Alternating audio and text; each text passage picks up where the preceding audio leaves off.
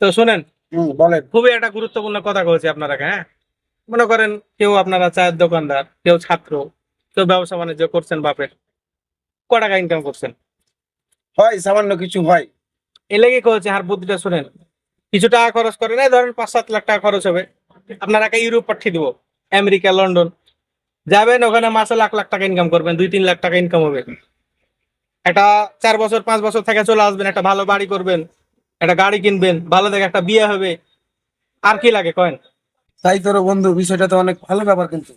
ভালোই তো মনে হয়েছে তো। টাকা কয় টাকা করে লাগবে আগে এরকম? তো 4 লাখ করে দিয়েন, চাইলেই মনে করেন ইউরোপ পাঠিয়ে দেবো। আমরা তো 3 জন আছি বন্ধু, তো 10 লাখে করা যায় না?